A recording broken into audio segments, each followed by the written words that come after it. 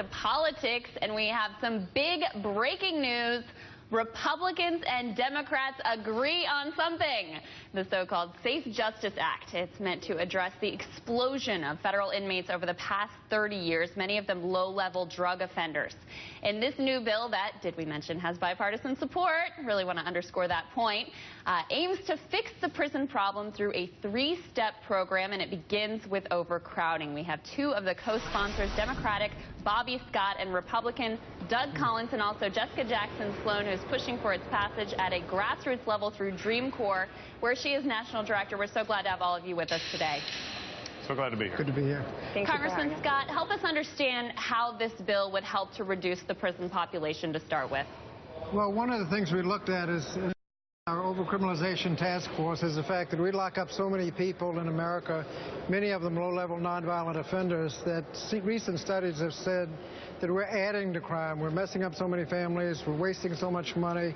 We've got so many people with felony records. We're adding to crime. And what this does is takes a comprehensive evidence-based approach to crime policy, where we make sure one of the main factors is we make sure the punishment fits the crime. And by taking a comprehensive evidence-based approach and getting away from the slogans and sound bites, we found a number of initiatives that have been studied and done in states, so we know we've got state-based experience that will reduce crime and save money, and that's why you've been able to get so much support.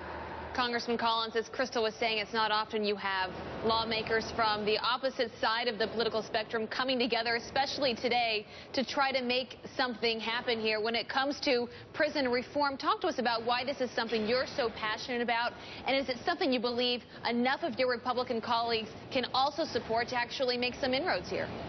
Well, I do believe it's something that we can get support on, not just in a very bipartisan fashion.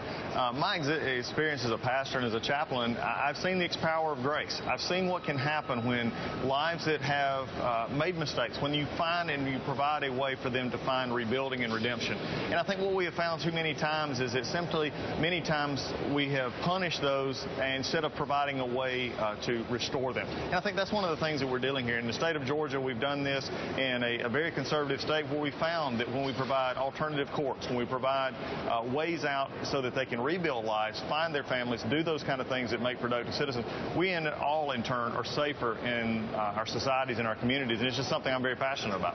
I certainly hear you on that, Congressman Collins, and I think most people, when they look at the prison system, are more interested in whether it's working, not a strictly left-right perspective on what we're doing, but are we rehabilitating people? Are we making our communities safer? Jessica, we want to go to you.